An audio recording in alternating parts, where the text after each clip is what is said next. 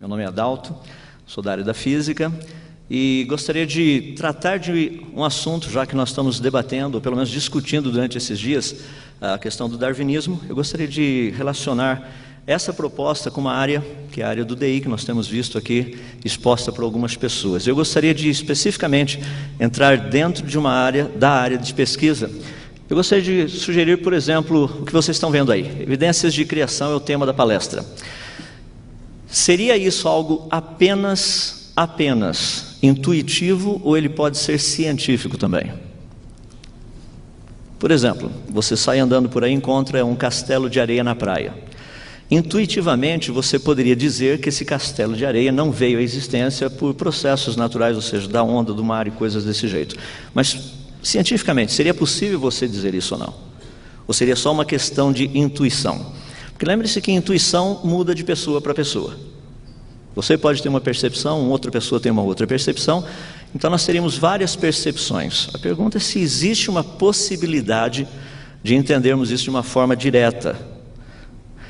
Eu gostaria de começar perguntando o seguinte, algo que tem fascinado as nossas mentes, a imaginação. Tem muitos acreditando que o mundo vai até acabar em 2012, não sei se você assistiu o filme, é muito interessante, mas uma pergunta que tem fascinado realmente a mente humana tem sido essa: nós estamos sozinhos no universo ou não?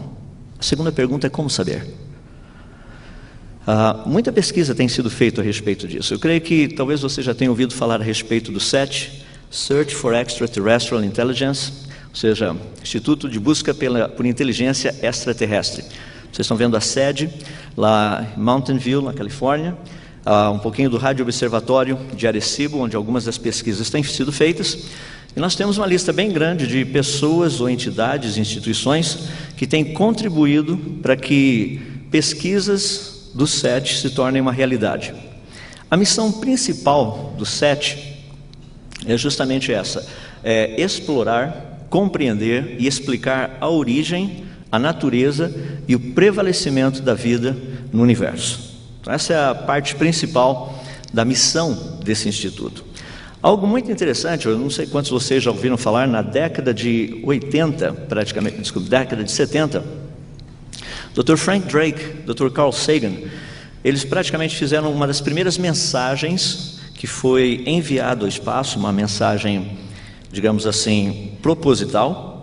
Ela foi transmitida no dia 16 de novembro de 1974, a frequência dela é 2.380 MHz, modulada a 10 Hz praticamente, potência cerca de 1000 kW, velocidade dela está aí. Agora o conteúdo é que é interessante, 1679 bits. Isso aí são dois números primos, 73 e o 23. Então 73 forma o número de linhas e 23 o número de colunas. Agora, ela foi direcionada praticamente para a M13, que está a cerca de 25 mil anos-luz de distância, ou seja, se tudo correr bem, o sinal deve chegar lá daqui cerca de uns 25 mil anos. Eu não sei se nós estaremos por aqui para receber o sinal de volta, porque demoraria mais uns 25 mil também. O tempo de transmissão foi pequeno. Agora, o fascinante é nós olharmos um pouco essa mensagem. Eu só gostaria de dar algumas ideias. Obviamente, hoje, outras ideias mais simples têm surgido. Essa mensagem ela é formada de 7 áreas específicas. A primeira que vocês estão vendo, o número 1, lá em cima, nós temos praticamente os números de 1 a 10 em binário, eles estão na vertical. Logo depois você tem os elementos químicos do DNA, números do hidrogênio, do carbono, nitrogênio, oxigênio e também do fósforo. Daí você tem um terceiro ponto aqui, que trata especificamente dessa helicoidal toda do DNA, a estrutura dele. Fala a respeito, na época, do número de genes que eles acreditavam ter, cerca de aproximadamente, de nucleotídeos, desculpe-me, aproximadamente 4,3 bilhões, o número correto seria por volta de 3,2 hoje. A parte 5 ali trata mais especificamente do ser humano, a altura média do ser humano e a população da Terra. Depois, o número 6 fala a respeito do sistema solar. Na época, Plutão era um planeta, então nós tínhamos 9. E algumas características do Observatório de Arecibo. Eu gosto de brincar com o pessoal, é bem claro, né? Agora, imagina você recebendo essa mensagem desse jeito aqui, que são só zeros e uns. Então eu costumo dizer com o pessoal, realmente a mensagem é interessante, o duro é alguém para ler do outro lado.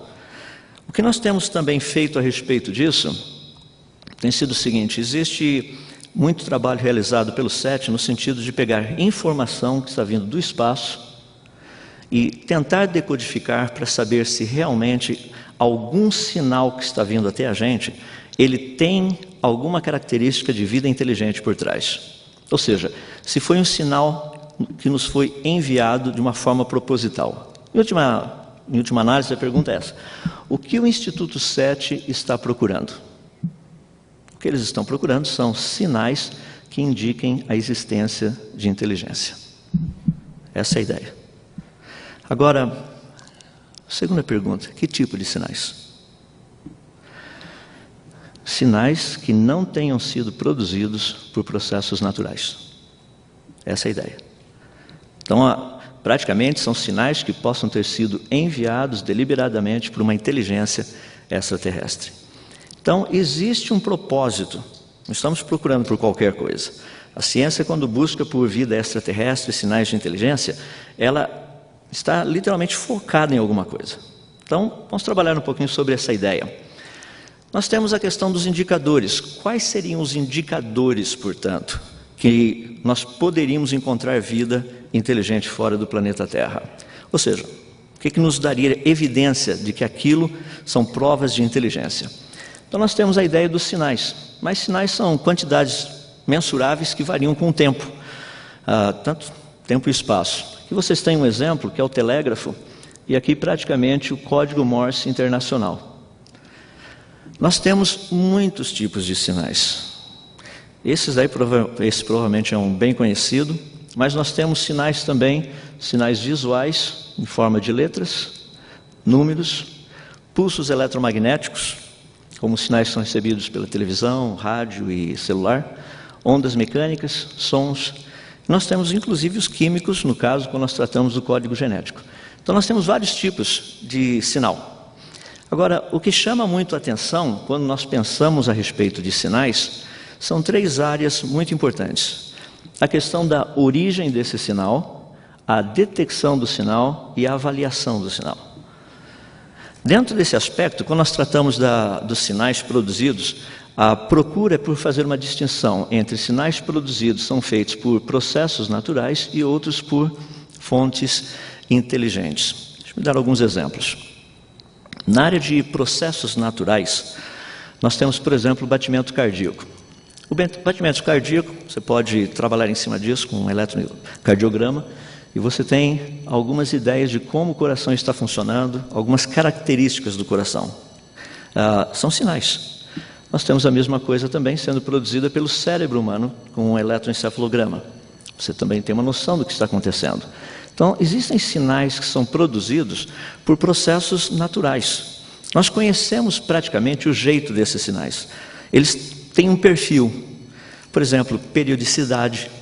Coisa acontece de uma certa forma previsível. Agora, existem alguns outros tipos de sinais que nós medimos também, que são processos que nós percebemos que vêm de uma origem inteligente. Uma pessoa, por exemplo, falando a palavra I. Melhor, duas pessoas. Daqui tem o som da primeira pessoa falando a palavra I, e aqui é o segundo som da pessoa falando a palavra I, olho em inglês.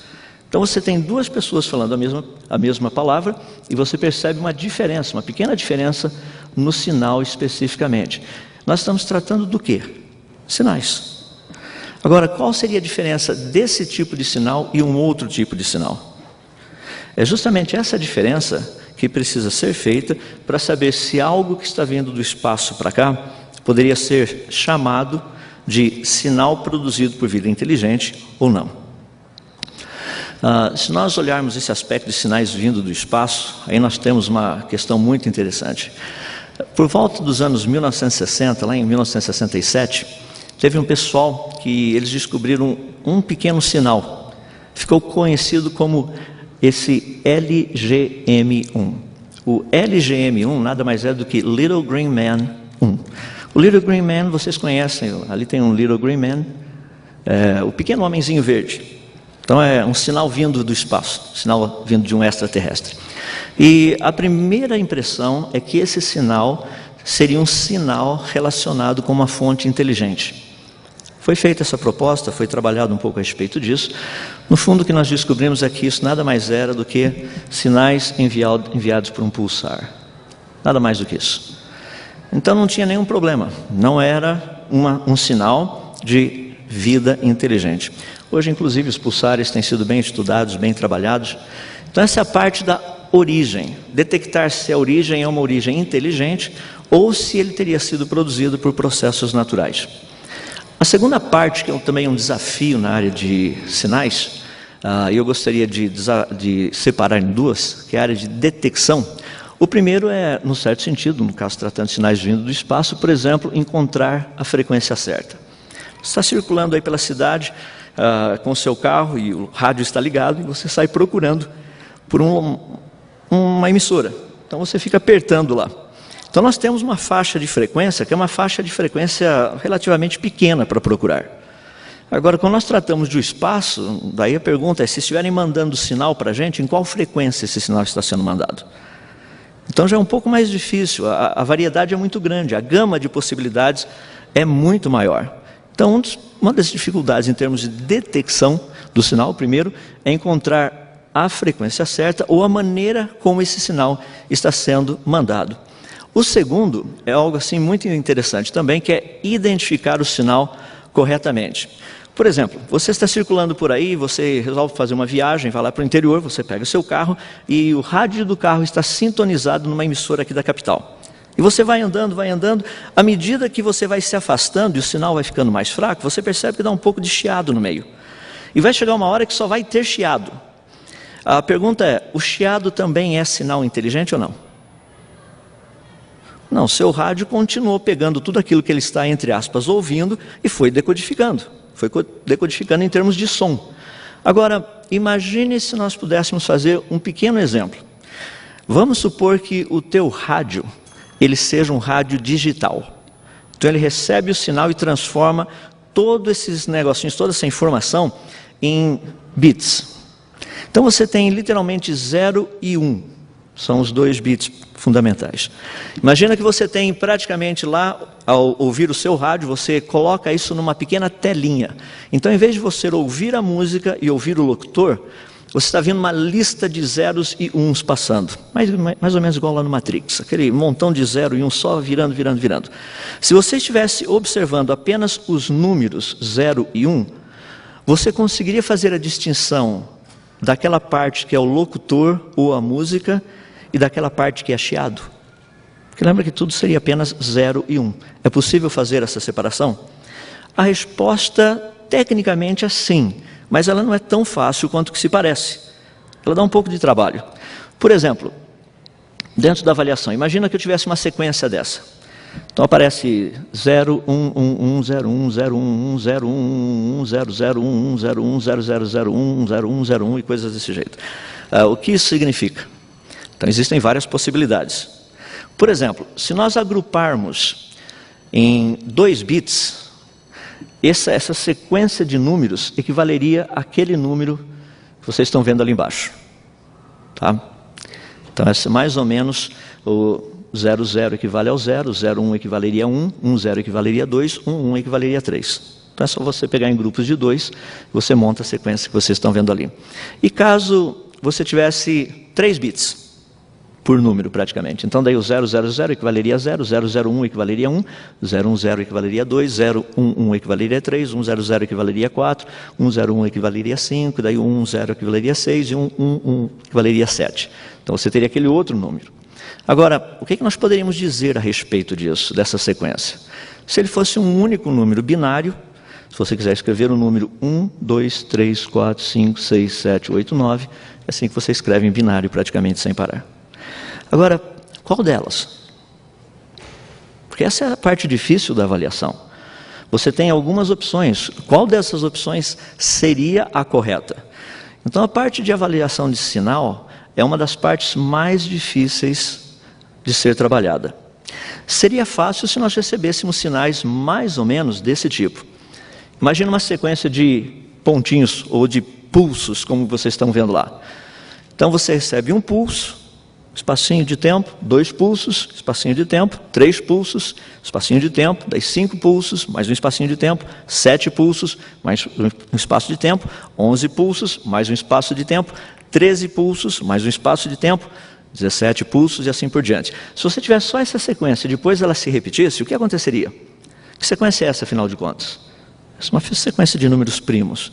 Então nós sabemos que processos naturais não produzem esse tipo de coisa. E mesmo se produzir e repetir de novo, a probabilidade que repita a mesma coisa de algo que é tão imprevisível seria muito pequena. Então, estatisticamente falando, você sabe que isso daí tem que ter uma fonte inteligente. A mesma coisa ocorreria só, por exemplo, aqui se você pega uma sequência como aquela ali de baixo, que é a sequência de Fibonacci.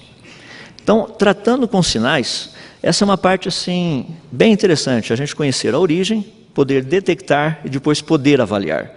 O processo, algumas vezes, ele se torna extremamente matemático. Então, existe todo um trabalho feito por trás para saber se realmente um sinal que está sendo recebido, se ele seria um sinal cuja origem é inteligente ou não. Então, a metodologia é uma metodologia muito interessante, eu queria trabalhar um pouquinho mais dentro da metodologia de pesquisa. Um exemplo, vamos supor que alguns milhões de anos tivessem passado, por alguma razão a raça humana tivesse sido extinta, não existisse mais no planeta. Então uma civilização que viesse lá de fora, alguns alienígenas chegando aqui no planeta Terra, encontrassem alguma coisa parecida com aquela. Você poderia imaginar o quê? Se alienígena, se for uma forma de vida inteligente, ele iria pensar o quê? Será que aquelas formas na rocha seriam sinais de inteligência ou elas teriam sido produzidas por processos naturais? Lembra que você não estava presente, você não sabe, no caso do alienígena, ele não estava presente, ele não viu a nossa história. Ele só chegou aqui e encontrou, numa certa montanha, o rosto de pessoas, e ele não sabe o que é aquilo, ele está chegando aqui no planeta agora, não tem mais ser humano andando para lá e para cá, ele não sabe o que seria isso. Mas ao olhar essa estrutura nas rochas, o que seria algo interessante de se pensar? Será que isso foi produzido por meio de processos naturais? Ou será que isso teria sido trazido à existência por inteligência? Dentro dessa área, nós temos pelo menos 8 áreas específicas que nós podemos trabalhar. Pelo menos elas nos dão uma ideia, onde nós podemos chegar a uma conclusão com respeito a essa avaliação dos sinais. Então essas são as 8 áreas: limitação dos processos naturais, área de pequenas probabilidades, alguns aspectos estatísticos, área de informação, também a área de design, área de reconhecimento de padrões, área de símbolos e conhecimento prévio. Só para dar uma noção em cada uma delas, vamos pegar, por exemplo, a parte de limitação dos processos naturais. Dentro da área de processos naturais, nós sabemos que existe uma limitação. Existem certas coisas que processos naturais não fazem e outras coisas que eles fazem. Um exemplo de processo natural bem conhecido, acabei de mencionar agora de pouco, é o batimento cardíaco. Então, quando você pega, por exemplo, o batimento cardíaco, você consegue saber se uma pessoa está fazendo muito exercício, ou estava fazendo muito exercício, se ela está repousando, se ela está ansiosa, se ela está calma. Então, muitas coisas podem ser literalmente determinadas pela questão de vermos como a coisa está funcionando. Agora, embora seja produzido por um processo natural, ele não é proposital, é apenas uma resposta a um estímulo. É assim que ele funciona. Então essa é a primeira área que nós procuramos ver. Processos naturais produzem o quê? Num caso como esse, essa sequência de códigos, haveria algum processo natural conhecido que produziria essa mesma sequência? Se a resposta for não, existe uma boa possibilidade, não estou dizendo que é, mas existe uma boa possibilidade que essa sequência tenha sido produzida por inteligência. Daí entra o segundo aspecto, que é o aspecto de pequenas probabilidades. Por exemplo, suponhamos que eu tenha aqueles 5 dados. Qual a possibilidade de eu jogar esses dados, a probabilidade de jogar esses dados e todos eles caírem empilhados com o número 6 olhando na mesma direção, digamos assim, apontando na mesma direção? Você fala, é bem pequeno. Mas, e se você chegar aqui, de repente, você olha em cima da mesa, você percebe várias dessas pilhas de dados, todos eles com o número 6 voltados para a mesma direção. Um já seria difícil. Agora, encontrar vários, daí seria praticamente impossível. Estatisticamente falando, quando existe algo que tem uma probabilidade muito pequena de ocorrer, e ela ocorre muitas vezes, por favor, estou dizendo algo que é evidência, que existe, não algo que é interpretação. Ela existe. Eu chego aqui, eu olho essas pilhas de dados. Se eu chegar e falar assim, vamos falar supostamente... Não, estou dizendo, se eu chegar aqui e encontrar várias pilhas de dados, todos eles com o número 6 apontados na mesma direção, estatisticamente falando, eu vou dizer que esses dados foram colocados naquela posição, propositalmente, por alguém que sabe matemática, ou pelo menos conhece números, ou tem uma noção disso, ou pelo menos gosta de coisas simétricas apontadas para o mesmo lado. Vamos colocar na pior das hipóteses. Tá? Então nós temos essa ideia. Então, pequenas probabilidades apontam nessa direção, nos ajudam a ver que isso acontecendo seria algo muito, muito improvável que processos naturais fossem produzir tudo isso. Aí nós temos a terceira área, que é a área dos aspectos estatísticos. Na área de aspectos estatísticos, pensemos assim da seguinte forma: agrupamento de letras formando palavras, agrupamento de palavras formando frases e agrupamento de frases formando, no caso, versos. Acho que talvez um dos trechos de poesia mais conhecidos aqui no nosso Brasil seja essa de Gonçalves Dias, o Minha Terra Tem Palmeiras, onde canta o sabiá. Os matemáticos conhecem outra parte, mas vou continuar com a poesia. Minha terra tem palmeiras, onde canta o sabiá, as aves que aqui gorjeiam não gorjeiam como lá. Algo que é impressionante, nesse pedacinho aí apenas, nós temos 75 letras formando 15 palavras e estamos incluindo os dois artigos, o e o as também, que nós temos ali. Tá? Agora, a pergunta é o seguinte: cada palavra, o aparecimento de cada palavra, tecnicamente, é um evento altamente improvável, ou seja, você sai jogando letras por aí, as letras coincidentemente têm uma mesma estrutura formando palavras, já é algo bem difícil da gente poder acreditar que teria ocorrido. E cada frase é um evento ainda mais improvável, porque essas frases são compostas de eventos improváveis. Então, quando nós trabalhamos na área da estatística, o aspecto estatístico, está interligado com aquilo que eu acabei de mencionar no segundo aspecto de pequenas probabilidades. A probabilidade de uma única palavra aparecer é bem pequena. E a probabilidade de palavras aparecerem sequencialmente com sentido é menor ainda.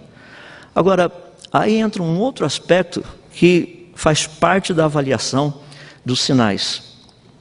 É a questão da informação. Informação é um conteúdo inteligível. Ele pode ser armazenado em uma sequência de símbolos, sons, pulsos, por exemplo, alguns deles. E ele é totalmente independente do meio onde essa mensagem está guardada. Deixa eu dar um exemplo. Olha que frase fascinante. 1 quilograma de ouro tem o mesmo valor que 1 quilograma de areia. Verdadeiro ou falso? Isso, acabei de ouvir alguém falando. Depende do significado da palavra, valor. Agora, quem determina isso? São as letras ou não? Não é interessante? As letras V-A-L-O-R significam valor, mas quem atribui o valor a essa sequência de letras não são as próprias letras em si.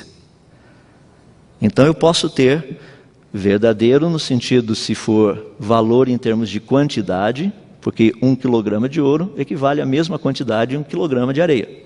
Agora, se for em termos financeiros, eu imagino que todos aqui têm uma posição que os dois são diferentes.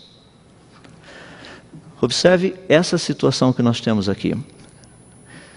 Percebam a sequência de letras. M-A-N-G-A.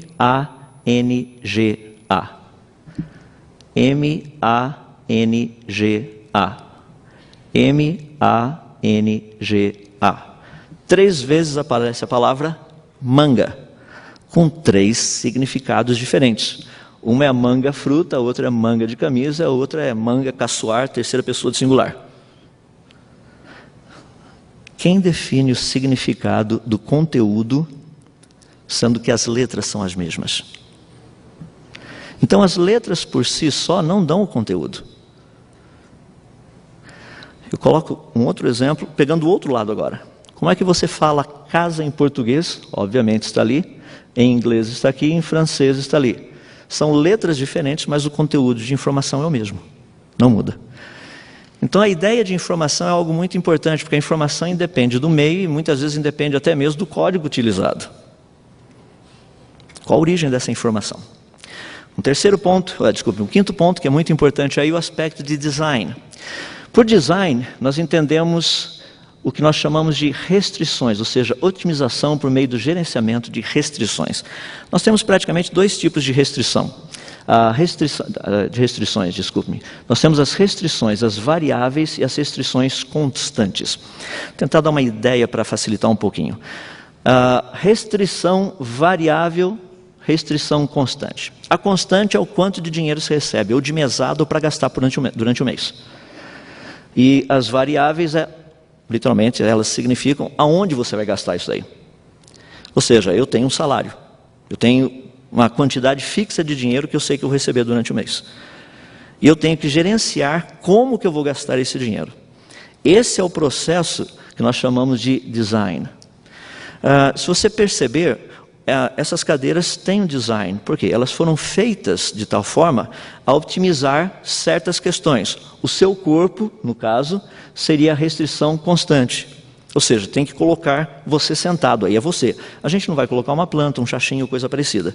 É você quem está sentado. Então, o formato da cadeira, as variáveis que nós iremos trabalhar, tem que ser em função dessa restrição constante, que no caso é você. Então, o problema maior, quando nós trabalhamos nesse aspecto de design, é poder trabalhar com essas restrições e saber, no caso da identificação, a classificação e a seleção. Mas, em última análise, design está relacionado com o processo de otimização. A melhor solução possível, incluindo esse grupo de restrições que nós temos, constantes e variáveis. Daí nós temos mais uma outra área, sexta área, que é o reconhecimento de padrões. Existem padrões que são decorrentes de processos naturais, existem padrões que são decorrentes de inteligência. Por exemplo, você pega um diamante em estado bruto, ele possui padrões, obviamente ele possui. Mas depois de lapidado, ele possui outro tipo de padrão que normalmente não é encontrado, até o presente momento não foi encontrado, nem um diamante que tivesse esse tipo de padrão encontrado literalmente por aí. Nós encontramos diamantes brutos dessa forma, obviamente possuindo alguns padrões, mas esse tipo de padrão não nos é oferecido por meio de processos naturais. A mesma coisa ocorre com aquilo que eu mencionei do castelo. As formas, a estrutura, a interconexão. Então nós percebemos que padrões, eles existem na natureza. Não é isso que nós estamos discutindo, a questão é a origem desses padrões. Eles teriam tido uma origem natural, por meio de processos naturais, uma origem decorrente de inteligência. Então tudo isso está envolvido nessa questão de poder determinar sinais. As duas últimas que eu gostaria de colocar são praticamente bem básicas, e essas são as mais óbvias. No caso, nós temos a parte de símbolos. Então, símbolos são representações abstratas de informação. Os egípcios usavam muitos símbolos nos seus hieróglifos. Nós temos hoje as logomarcas de indústrias.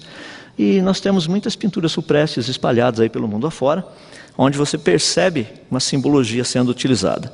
Agora, por que um arqueólogo, por exemplo, ao chegar próximo de uma rocha e perceber esse tipo de estrutura na rocha, por que ele não fala assim, isso aí foi erosão do vento e da chuva, nem vou gastar tempo em cima disso?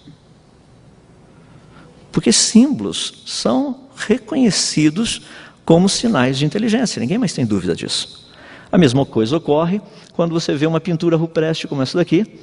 Essa, inclusive, eu trouxe semana passada, estava lá na região de Teresina, isso aí vem daquela região de 7 cidades, onde o próprio Eric von Däniken passou lá tirando algumas fotografias para escrever o seu livro, Eram os Deuses Astronautas, um pouco vem dali. Então você percebe algumas pinturas, alguns desenhos, ou seja, símbolos. Então, quando nós temos símbolos, essa parte é bem fácil. Daí você olha, praticamente você vê que aquilo veio de inteligência. Então, não é tanto o problema. Mas nós temos uma outra área que é muito importante. Já foi mencionado na palestra hoje de manhã, já foi mencionado também ontem à noite. Eu vou colocar de uma outra forma, que é a ideia do conhecimento prévio. Ou seja, nós sabemos certas coisas. E é por sabermos certas coisas que nós podemos olhar e definir se algo é ou não é. Se é sinal de inteligência ou apenas resultado de processos naturais. Nós já temos uma quantidade de informação que nos tem sido dada e já está armazenada. Então nós podemos utilizar esse tipo de informação para coisas em frente. Então deixa eu correr um pouquinho mais para a gente poder ver como que o negócio funciona. Dentro do SET, praticamente, que nós temos na área de processos naturais, procuramos por sequências de sinais vindas do espaço provenientes de uma origem inteligente.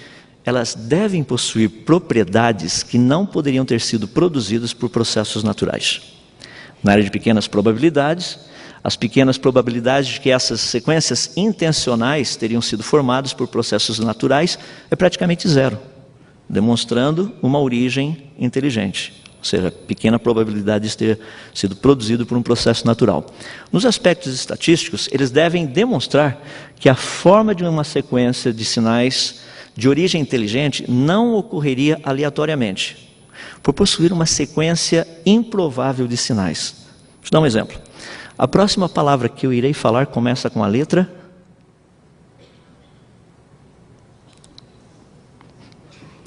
Vou começar com a letra V. Quando eu disse vou começar com a letra V, eu usei 2 vezes. Vou começar com a letra V, só para ter certeza que eu não vou errar. Ou seja, tem 26 possibilidades. Mas você não sabe qual. Talvez pelo sentido da frase você saiba o que vem depois. Mas a probabilidade de você estar correto é muito pequena. Então, aspectos estatísticos. Na questão da informação codificada, essas sequências devem possuir essa informação codificada independente do meio através do qual ela tenha sido transmitida. Frequências diferentes, tipo de sinais diferentes. A questão do design também é um outro ponto importante. Ou seja, um design observado na maneira como a informação foi colocada dentro do tamanho máximo da mensagem. Essa parte de restrições constantes, tem um limite. De maneira a se obter uma quantidade máxima de informação específica codificada. Essas são as restrições variáveis. Isso aponta para uma origem inteligente. O máximo de informação dentro de um limite. Reconhecimento de padrões. O reconhecimento de padrões como sequências do tipo de números primos, sequências de Fibonacci e outras identificariam uma origem inteligente também. As duas últimas já são um pouquinho mais interessantes, porque daí a gente precisaria receber alguma coisa lá de fora, ou seja, a utilização de símbolos para descrever ideias concretas ou abstratas deveria ser evidências de uma origem inteligente. Cai um negócio em cima da gente, tem uma plaquinha. Aí você olha essa plaquinha, vê os símbolos que ali estão, você percebe, isso aí não foi produzido por, sei lá, alguma coisa, um processo natural. E a mesma coisa dentro desse conhecimento prévio. Nós podemos avaliar sinais, você percebe, não, esse tipo de sinal aqui, isso aí vem de um pulsar. Não precisa nem olhar a respeito disso, daí não é sinal de inteligência. Só rapidinho, o método científico. Quando nós tratamos do método científico, a pergunta é, essas ideias todas têm sido apresentadas, elas são científicas? A resposta é sim. Eu quero só dar uma passada rapidinha da ideia, porque o método científico, as primeiras ideias que nós tivemos, vêm lá praticamente dos anos 1000. Tá? Então nós temos o quê? No caso, Ibn al-Haytham disse que o processo é observação, enunciado do problema, formulação da hipótese, teste por meio de experimentação, análise dos resultados, interpretação e conclusão e publicação das descobertas. Nós já temos um outro caso, que no caso Francis Bacon, propõe uma ideia similar, que seria concordância, diferença, variação concomitante, lista de ocorrência, listas não ocorrência do fenômeno, categorização pelo grau de ocorrência do fenômeno e comparação e dedução. Deixa eu dar um exemplo simples da ideia do Bacon e depois o que nós temos trabalhado em termos de metodologia científica. Vamos pegar o método de Bacon, que é a isolação de uma causa. Um exército é bem sucedido quando comandado pelo general A. Então a gente sabe que ele faz sucesso. Não é tão bem sucedido quando não comandado pelo general A. E relativamente bem sucedido quando influenciado, no caso, por ideias, ou seja lá, pelo general A. Então é razoável afirmar que esse general A deve ser a causa do sucesso desse exército. Essa é a ideia, praticamente, que a metodologia científica precisa trabalhar. Agora, dentro do método específico que nós funcionamos, existem 4 áreas específicas, que são a categorização, hipótese, predição e experimentação. Na caracterização, você precisa definir o problema e reunir informações. Na hipótese, você precisa formar uma explicação. Na predição, prever resultados. Na experimentação, realizar experimentos, analisar os dados, interpretar e tirar conclusões e refazer os experimentos e comparar. Um exemplo simples que nós temos disso está relacionado com a descoberta das características do DNA. Primeiramente, o pessoal sabia a parte química, os componentes químicos do DNA, e décadas de estudo davam essa ideia. Então nós sabíamos mais ou menos. Daí entra o segundo aspecto, a hipótese. Alguns acreditavam que a estrutura do DNA era uma helicoidal.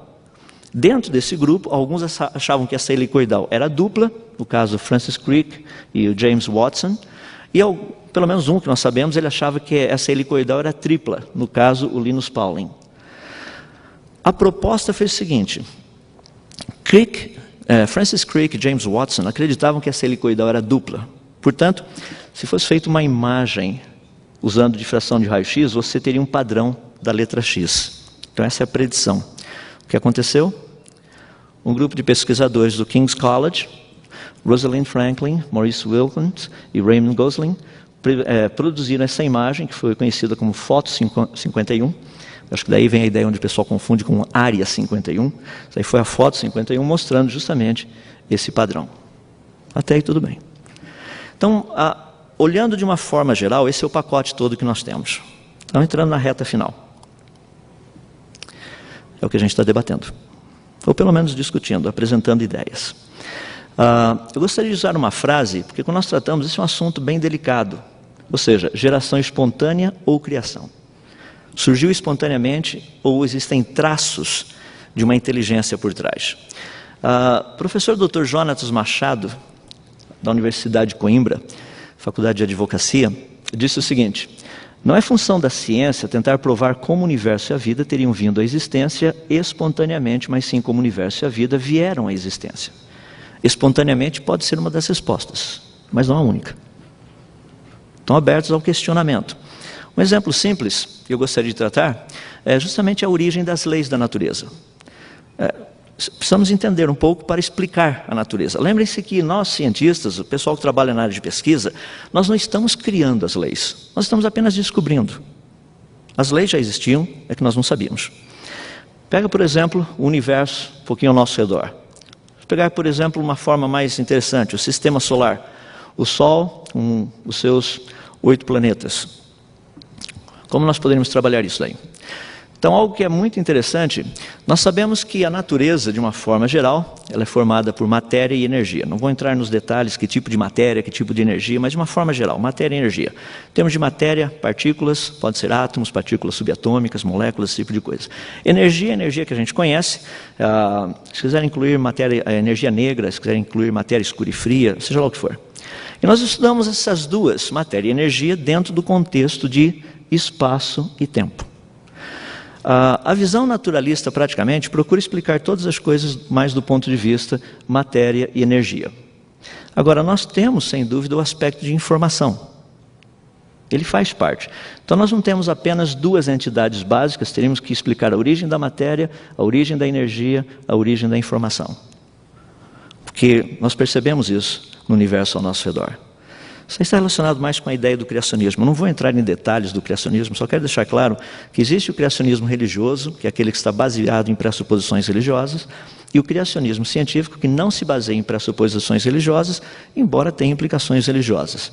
Agora, olha que coisa assim, muito interessante quando nós trabalhamos com esse aspecto. Algumas perguntas a serem feitas, só para termos uma noção. Primeiro, a natureza ela é constituída por matéria e energia. Isso é um fato científico.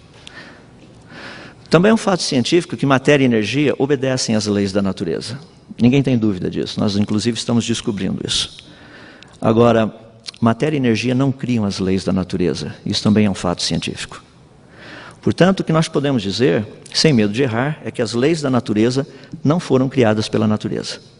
Isso é um ponto tranquilo. A gente pode fazer essa afirmação sem medo de errar. Ou seja, A origem das leis da natureza não é natural. Agora, o interessante é que sem as leis da natureza, a natureza não existe. Ela é o que é devido às suas leis. Se cargas elétricas de mesmo sinal não se repelissem e cargas elétricas de sinais opostos não se atraíssem, a natureza não funcionaria. Se a força da gravidade não fosse uma força de atração, fosse de repulsão, o universo não seria o que é. É interessante porque nós temos um pouco disso dentro da área também da vida. Como explicar o código genético? Você pode começar com os protobiontes, daí você tem os organismos procariotes, daí você tem os eucariotes, nós temos as próprias divisões aí no meio. E creio que vocês têm ouvido muito através do Dr. Minnick, pelo menos ele falou hoje pela manhã, não vou entrar em detalhes, a questão do próprio motorzinho da salmonela que nós vimos um pouco, hoje pela manhã em uma das palestras. Então não vou tratar dos detalhes, nós temos visto. A questão que nós temos, e a pergunta fundamental, nós temos literalmente uma quantidade muito grande de matéria inorgânica e nós temos também organismos vivos. A pergunta é como que matéria inorgânica produz organismos vivos? Dentro do conhecimento, ela vem por meio de informação. Daí a pergunta que nós temos é se informação pode ser ou não gerada por processos naturais. Dentro do conhecimento que temos até o presente momento, a resposta é não. Pode ser que um dia venha a mudar. Mas do conhecimento que temos, informação sempre é produzida por mente. São os exemplos que eu dei das palavras, frases, sequências, independente. Agora, o fascinante a respeito disso é que nós podemos ver que informação codificada, ela é identificável. Até o presente momento, nós sabemos que processos naturais não produzem informação codificada. E o DNA possui informação codificada identificável. Então, o problema que nós temos, é o que já foi inclusive discutido hoje pela manhã, é a informação codificada no DNA não é proveniente de processos naturais. Eu não estou me referindo à questão dos elementos químicos, da estrutura e da formação. Porque quando você pega a TCG, você pode colocar do jeito que você quiser, onde você quiser, mas tem uma maneira específica de ser colocados, que eles são colocados, que produzem e geram informação. Agora, o fascinante a respeito disso é que sem o código genético, a vida não existiria. Só dar um exemplo prático. A própria questão da origem do universo. É uma área difícil, porque tem muita informação. Deixe-me dar apenas algumas para pensarmos. O Sol é uma estrela. O diâmetro, aproximadamente 1.392.000 quilômetros. A massa dele, quase 2 vezes 10 a 30 quilogramas.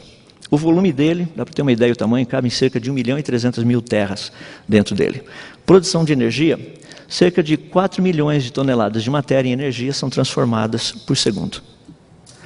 A nossa galáxia, a Via Láctea, possui um diâmetro de aproximadamente 100 mil anos-luz. A massa dela é de aproximadamente 1,15 vezes 10 a 42 quilogramas e o número de estrelas é de aproximadamente 200 bilhões. O universo visível, ele tem um diâmetro, aqui a palavra melhor seria limite, de 46,5 anos-luz, 10 a 9, ou seja, bilhões de anos-luz, que é o que nós chamamos de horizonte de partículas. O número de estrelas, esse número aqui é um absurdo, equivale a mais do que todos os grãos de areia de todas as praias e de todos os desertos que nós temos no nosso planeta. A massa do universo visível é de aproximadamente 3 vezes 10 a 52 quilogramas. Agora, teorias propõem que ele surgiu dentro de uma pequena singularidade, um pontinho de mais ou menos 10 elevado a menos 15 metros. Nós entendemos um pouco o tamanho da coisa. Eu gostaria apenas de dar um exemplo, que só para citar o que nós vemos por aí. Ali no comecinho, isso vem do livro do Dr. Stephen Hawking, Universo, uma casca de nós, página 78, aquele pedacinho ali, leis físicas estranhas e desconhecidas. Eu gostaria só de fazer uma menção, eu creio que alguns de vocês já devem ter visto, estamos dentro de uma universidade que tem a conotação religiosa, alguns de vocês provavelmente já assistiram esse filme. Vocês, alguns, creio que conhecem a história. Você percebe aí, no caso, Moisés, diante do Mar Vermelho, e o que acontece? Segundo o relato bíblico, nos diz que o mar se abriu e o povo passou aí pelo meio. A pergunta é como isso teria ocorrido? Eu sei que muitas pessoas falam assim, mas você não acredita que isso ocorreu. A pergunta a respeito disso é importante, sabe por quê? Como que o mar teria se aberto? A resposta você encontra na página 78 do livro do Stephen Hawking. Você fala, não, lá não está. Está. leis físicas estranhas e desconhecidas. Porque pelas leis físicas conhecidas, o mar não teria se aberto. Essa é uma ideia muito interessante, porque a proposta dela precisa ser avaliada. Então, ficaria meio interessante se eu lesse, por exemplo, esse livro da seguinte forma: Big Bang, Milagre, daí equilíbrio entre matéria e antimatéria, domínio dos quarks e antiquarks e coisas desse jeito. Você fala, isso daí não é ciência. Eu só mudei a terminologia.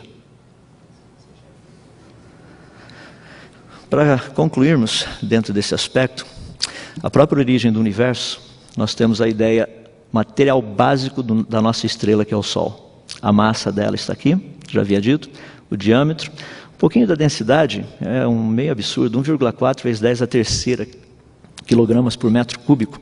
Composição básica, quase tudo é hidrogênio, tem um pouco de hélio e quase 1,7% desses outros elementos químicos. Fascinante, essa aqui é uma das fotos novas, chegou essa semana passada, dia 21/4, foi produzida pelo SDO, que é o Solar Dynamics Observatory. A gente vai poder estudar um pouquinho mais o Sol, com grandes detalhes aí. Agora, muita da teoria que fala a respeito da formação de estrelas está relacionada com o material básico, que é hidrogênio, que é encontrado em nuvens moleculares, o H2. A densidade média que nós encontramos por aí é de mais ou menos 10 a menos 6 moléculas por centímetro cúbico. E o fascinante é que a pressão é de aproximadamente 10 a menos 6 Pascal. Agora, aqui você tem uma nuvem molecular, a informação está aqui, e aqui você tem a massa do Sol. A pergunta é como isso poderia se transformar naquilo. Porque esse é um aspecto importante. Então nós temos algo assim. A massa de hidrogênio no Sol é de aproximadamente 1,47 vezes 10 a 30 quilogramas. A quantidade de H2, essa quantidade de H2 relativa à existência do Sol. Aqui você tem um aspecto, só para a gente ter uma ideia, o número de moléculas mais ou menos deveria ser por ordem de 4,4 vezes 10 elevado a 53. Agora, o volume necessário para colocar toda uma nuvem molecular dentro do que nós encontramos hoje em dia, você tem praticamente tamanho de moléculas, 10 a menos 6 é a quantidade por centímetro cúbico que a gente encontra. Então você precisaria de aproximadamente um volume na ordem de 4,4 vezes 10 a 44 quilômetros cúbicos de gases por aí, só para formar o Sol. O volume da Via Láctea é praticamente esse. Então nós precisaríamos cerca de 0,65 milionésimos do volume da Via Láctea para formar o Sol. Agora, tudo que nós temos hoje em dia mostram que as nuvens moleculares já fotografadas e estudadas não apresentam sinais de compressão, mas de expansão. No vácuo, os gases tendem a expandir, não a comprimir. Agora, tenta imaginar uma estrela funcionando. Agora, tenta imaginar alguma coisa assim. A nossa Lua. Olha aquele pedacinho, aquele quadradinho do lado da Lua. Deixa eu ampliar para vocês terem uma noção. Cada um desses pontinhos que vocês estão vendo, com exceção desse ali no meio, é uma galáxia com centenas de bilhões de estrelas. O surgimento de uma estrela é um fenômeno altamente improvável. A existência desse número de fenômenos altamente improváveis é estatisticamente um sinal de criação. Seria mais ou menos como eu colocar da seguinte forma: seria possível uma caneta ter surgido por conta própria? Imagina um monte delas. No entanto, nós estamos à procura de um milagre. Muitas vezes eu vejo, e eu não, muitas pessoas têm comentado a respeito disso, eu creio que nós estaremos ouvindo mais a respeito disso esses dias, é justamente aprender a fazer as perguntas certas. Qual a origem das leis que regem a natureza e o universo?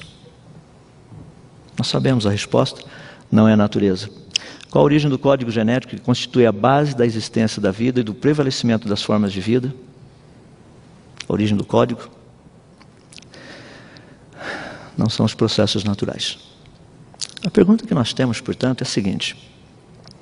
É uma pergunta simples. O tempo tem sido colocado como o agente que faz com que tudo isso aconteça. A pergunta matemática, dentro da área de funções, é a seguinte: uma função do tempo, quanto tempo seria necessário para que as leis da natureza surgissem? Quanto tempo? É independente. A segunda pergunta, informação genética, ela é função do tempo também? Nós sabemos que a degeneração é o aparecimento